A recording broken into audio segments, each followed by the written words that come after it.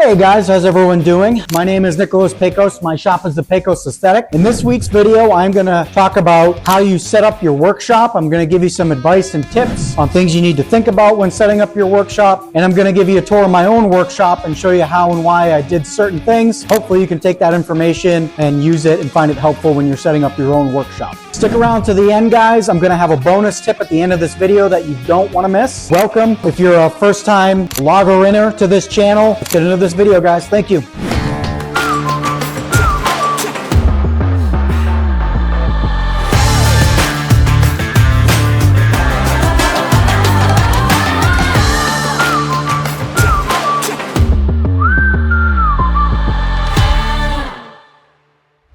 So this is my second workshop. The first one I started in my old house. It was in the basement of that house. It was dark, it was dank, it was generally unpleasant. I'm glad I'm out of there. We moved into this house 3-4 years ago, and the contractor was building our house when we moved in, so I had the opportunity to design this shop from scratch, and luckily my wife is awesome and she let me use the 2-car garage to put our shop in. So now I have this 24 by 24 foot shop that I was able to design from the ground up. And I love it. It's awesome. I'm going to give you some advice and tips on general things to consider when setting up your own workshop. And then I'm going to give you a shop tour and go through how I have things set up myself. So without further ado, let's get into it. First thing you want to think about when setting up your shop is the layout of the shop. So this is a woodworking shop. My main tools are my table saw, my planer, and my jointer, because that's what I use to take rough cut lumber and turn it into usable surface four side stock for projects. So my table saw, jointer, planer are in the heart of my workshop. They're in the center of it, and they're designed that way, and they're set up that way closely so that when I work on them, they're all very close to each other. I don't have to be bouncing around the shop to use those tools. I literally move in a circle around the machines, just square, get my lumber straight, flat, and square, and it's designed that way. So those are things to consider when you're setting up your shop. 2, dust collection. So you have options for this. If you're a smaller shop, you can set up mobile dust collection, which is basically a mobile dust collector that's on wheels that you can move around from tool to tool. With this, you have to hook up the dust collector to the tool, use the tool, then disconnect it. You have to do that every time you use a new machine, so it's more work, but it's obviously a lot cheaper. If you get into a bigger shop and you want to have permanent dust collection like this shop has, you get a permanent, not mobile dust collector and hook it up to Ductwork. I used metal Norfab Ductwork. One option if you want to go a cheaper route is PVC Ductwork. So those are 2 options to consider if you're going to do permanent dust collection. Storage. So you're going to want to think about storage when you're setting up your shop. You can never have enough storage. You need to be able to store bigger tools like circular saws, nail guns, all that kind of stuff. And then smaller storage options for things like screws, nuts, bolts. And I'll get into what I have in this shop here. Assembly tables and tables in general. You're definitely going to want one big assembly table in your shop for assembling parts when you're working on your projects. This is my assembly table. It's a 3-foot by 5-foot table. In retrospect, I wish I had built a bigger assembly table, like maybe 4-foot by 8-foot. I have the space for it. This one always I feel like is too small. So something to consider yourself when you're setting up your own shop. In addition to an assembly table, you want a dedicated woodworking bench. You can buy them online, or you can make your own. And woodworking bench is something that's going to have vices on it, clamps on it, woodworking hold downs, things like that allow you to use hand tools and work on your projects. Next up is going to be ventilation. So I learned this while I was researching this project, but wood dust is apparently carcinogenic. Doesn't that suck? Yeah, this stuff can cause cancer, so you want to make sure that you're taking precautions by having a respirator. I recommend OSHA certified. That way you know it's a good respirator and it's filtering out those particles. And then in addition, you're going to want to make sure your shop has good ventilation. So my first shop, like I said, was in a basement, didn't have good ventilation. I had a contractor come by and install an exhaust fan that helps circulate the air a little bit. That was good. When I moved to this shop, ventilation in this shop is awesome because in the summer I just open up the garage doors, slap a fan in the back of the shop, it blows everything out, so it's awesome.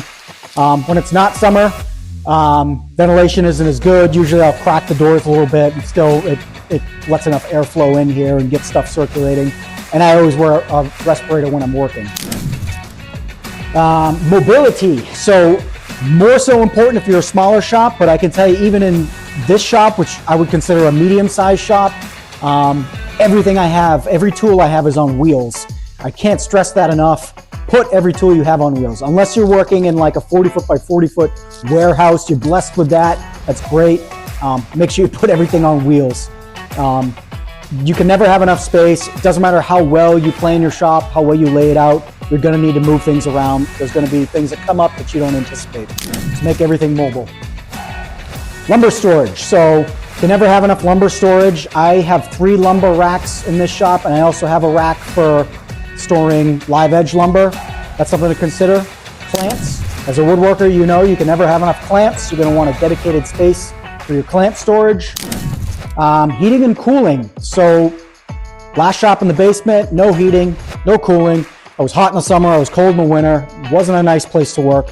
When I put this shop in, I had the contractor install a propane heater, which is awesome. It makes this place a good place to work in the winter. It's not super expensive. I keep the shop at like 55, warm enough that, I throw on a sweatshirt. I'm comfortable in here. It's good. I didn't put in air conditioning because in the summer I can just crack open the doors and put in the fan. Didn't really need it, but something you could consider if you want to put in AC and heat in your shop is consider a mini split system. I looked at these and ultimately didn't get it because I didn't need the cooling option, but mini splits are fairly affordable, so definitely check those out. The last thing I want to talk about is electrical.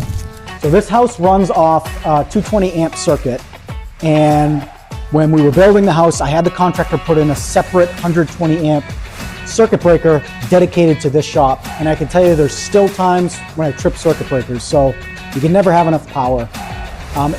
Later on when I do a shop tour, I'll show you I have 120 volt outlets that run on 15 amp circuits, and I have some separate 220 volt outlets that run on 30 amp circuits. Your bigger tools, if you get into 8-inch joiners, 15, 20-inch planers, things like that, those are generally going to run off 220 volt, 30 amp circuits. So it's something to consider when you're thinking about electricity in your shop. And one last thing, lighting. So there's 8 LED lights installed in this shop. The lighting in my last shop was absolutely terrible, so I wanted to make sure the lighting is really good in here. If you're gonna get LED lights, make sure you get 5,000 Kelvin, rated to 5,000 Kelvin. That's equivalent to daylight. Your other main option is fluorescent lighting. This is gonna be cheaper if you wanna save money, but the lighting's not as good. So if you have the money, you can spend it, get yourself some LED lighting. Then there's task lighting. So that's lighting that you need when you're working on specific tasks. You can get yourself a mobile shop light. DeWalt makes one, a couple other companies make one that you can move around and just provide some extra lighting. So that's something to think about as well. So those are main things to think about, guys. I hope you found that helpful. Now I'm gonna get into the shop tour, show you my own shop and talk about why I set up things the way I set them up. Thanks. This is my assembly table, guys. As I said earlier, it's a 3 foot wide by 5 foot long table. I wish I had a 4x8 or even a 5x10 would be awesome. It's got table clamp. It's got dog holes so I can clamp longer boards. It's got these T-tracks. These hold downs with, they slide right in like that. You can hold down pieces like that. Micro Jig makes this stuff. Both the bit to make the track and these hold downs if you're interested in doing that. Storage space, I store all kinds of stuff in here. Coffee cup apparently, need to clean that out. Bigger storage areas as well. Over here, guys, I have my bandsaw, my drill press. This is my dust collector machine. It's a Pence E5. I was looking up specs for this video on this machine, so I thought maybe I'd talk about it a little bit, but this company went out of business. So if you're looking for one of these, I don't make them anymore, unfortunately. Ton of other options though. And then a little station here to hold some of my DeWalt tools and my DeWalt batteries and things like that. So this is my sweet baby CNC machine here. In my first shop, I had a 4-foot by 4-foot CNC that was made by Shapoco. It's a really good entry CNC if you're interested in getting into it. I made American flags with different designs and logos on them and stuff, sold those for a while, saved up, and then I had enough money to buy this guy. And this thing's awesome. Like if you're doing a lot of cabinet work, or you want to carve logos, designs, things like that, you can't beat a CNC. They're really awesome. I do so much stuff on it. All my slab flattening I do on the CNC as well. So it's a really great tool to have. They're definitely expensive. It's an investment, but I think it's a worthwhile investment. Got to make your own decision, but I think they're awesome. It is a pretty big footprint. It's a 4-foot by 8-foot table, and really with the extra hardware that sticks out, it's like a 5-foot by 10-foot space that you need for it. Like maybe a third of my shop is dedicated to it, but it also gives you an extra table to put things on, work on projects, things like that. So I like that feature. So I just wanted to talk about these guys. So in the dead center of my shop, it's 10 feet away from any wall. And a lot of my tools are spaced around the edge of the shop so that they're reach of the outlets. But I had the contractor install these hang-down outlets from the ceiling as well, just so I'd have something in the dead center of the shop. And it's really convenient when I'm doing something on the assembly table, or maybe something on the table saw extension table. I need to throw something in a plug real quick, like a hand sander or something. 120 volt drop-down outlets are really helpful. I have a 220 volt drop-down outlet as well, but I've never had to use it. But if you have bigger tools, it's a good idea to put one of those in as well. This is my Festool storage area. I got these two Festool storage containers. I really wish I hadn't. They're grossly overpriced. One of these things is 800 bucks. So the two of these things for 1,600 bucks is like such a stupid waste of money. I can't even describe it. You can easily make your own. Do the same thing for like 50 bucks. Oh well, you win some, you lose some. I don't recommend you buy them though. But a lot of Festool tools. I love Festool. They're a great company. If you're going to use Festool tools, plan on spending a lot of money for them, but they're really good quality. Over here I have Tormek grind wheel for sharpening chisels and my hand tools. I don't think you get quite as sharp a chisel or plane blade as you do if you're hand sharpening on stones, but this is really quick and it's really efficient, so I do recommend this for sharpening. And then lastly, I have my 25-inch belt sander, and this is the latest thing I've added to my shop, and I wish I had done it a lot sooner. It makes sanding longer boards and projects that fit in, the 25-inch width. It gives you one clean sanding pass, and it just takes away a lot of the rough sanding work. I have a 120 grit sand belt loaded in there. Thing works awesome. It's got its own dust collection here. Highly recommend. So this is kind of a newer addition to my shop. This is my Husky tool rack here. This is really great for storing small parts. Have all my wrenches in here, my drill bits.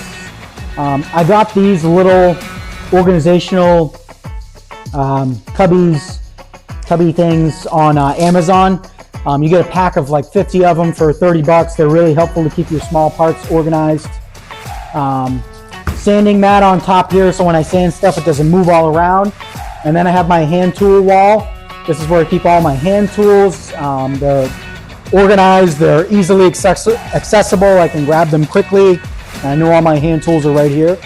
My TV, because you got to be entertained, right? Absolutely. And then this is a storage cabinet for larger tools. For lighting in this shop, I have 8 LED lights, and again, they're rated to 5,000 Kelvin, so they produce that daylight type of light. Really good to have adequate lighting. You can see the Norfab metal ductwork that I have and the dedicated dust collection system I have to all the tools here. I also have on the back wall, you'll notice, this is an automatic dust collection setup. It's made by Grit Automation. It's linked to these automatic dust collectors, and what that does is when I hit the power button on a tool, the blast gate automatically opens and all the other blast gates close. So So it's good at directing flow just to this tool. And then when I'm done, I hit the power button off, it closes the blast gate. That way I also don't have to set up dust collection every time I use a tool. I don't have to hit the dust collector, open the gate, then start the tool. It's just really convenient. Next, I wanted to show you my miter saw station. So this is a Bosch compound sliding miter saw. I have a separate video on this that talks about all the features of this saw. I love this saw. I highly encourage you to check it out on my page, on my channel, and watch the video on that. There's two 4-foot extension tables on either side of the saw. You're definitely going to want long extension tables on either side of your miter saw because you're doing cross cuts. You're going to potentially be cutting long pieces of wood. When I built our back deck, I had to work on 16 20-foot pieces of wood. So it's really good to have the space to be able to do that. In the miter saw video I talk about setting up a T-track and being able to make repeatable cuts. That's also really important. And with your miter saw station, you're going to have a ton of storage available. And I'll show some separate videos that show the storage options that you have in each of those. Also, you'll see here my clamp rack. So I got my Bestie clamps, and then I have a whole bunch of clamps that were dedicated to me, or donated to me by a family friend. You can never have enough clamps. I wish I had more. I routinely need more, but having a dedicated place to keep my clamps out of the way and stored, organized is a great thing. So just showing you a close-up of the outlets here, guys. Again, 220 volt outlet, 120 volt outlet, 120 volt outlet. Over here, you got 220 volt on top for the CNC machine, 120 volt for the computer and the CNC controller. And you'll notice around the shop, there's 220 and 110 volts or outlets all over the place. Really good to have a bunch of outlets. I just found a little ball in the back of my pocket. My daughter likes to sneak up behind me in the house and put these things in my back pocket. It's absolutely hysterical. Thank you, Quinn. So first up, I want to talk about this router table station. It's got dedicated dust collection. It's got ample storage for bits. I designed this when I first put the router table in. Those work really well.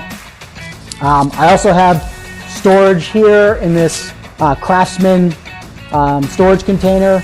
It stores small parts. I got some nuts and bolts in here, some spare hardware.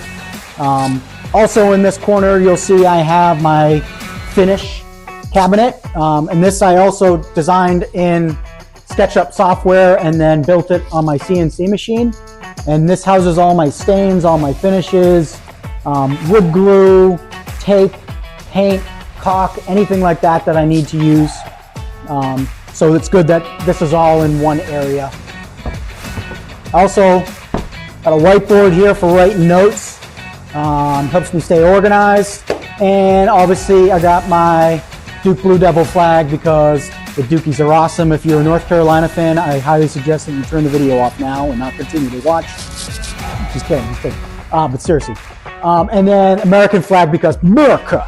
So earlier when I was talking about having your main tools in the heart of your shop, this is what I was talking about. This is my table saw, my planer, and my jointer.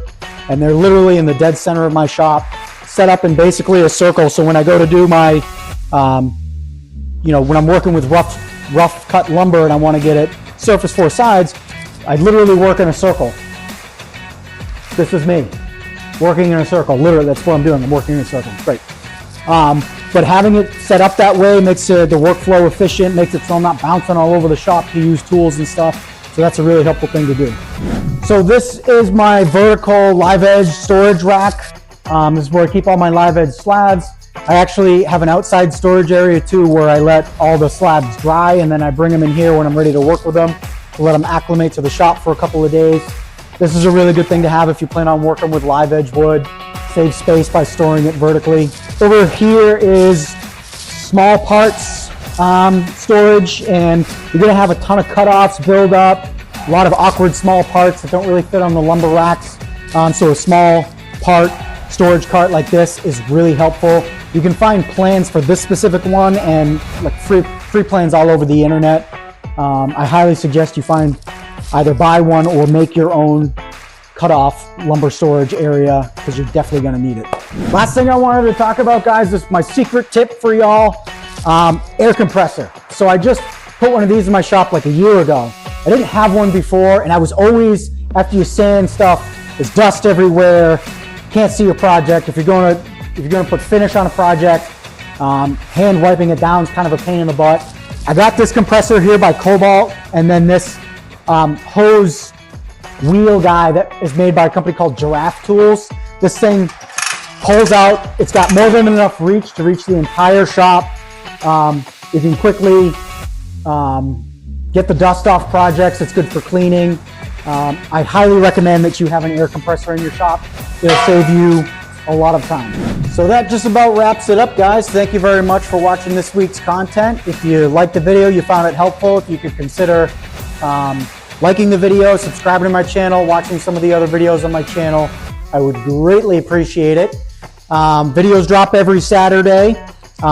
Please, please, please comment on the video. Positive, negative, doesn't matter to me. You want to call me a loser? That's perfectly fine with me. Just do it in the comments section. Thanks again, guys. See you soon.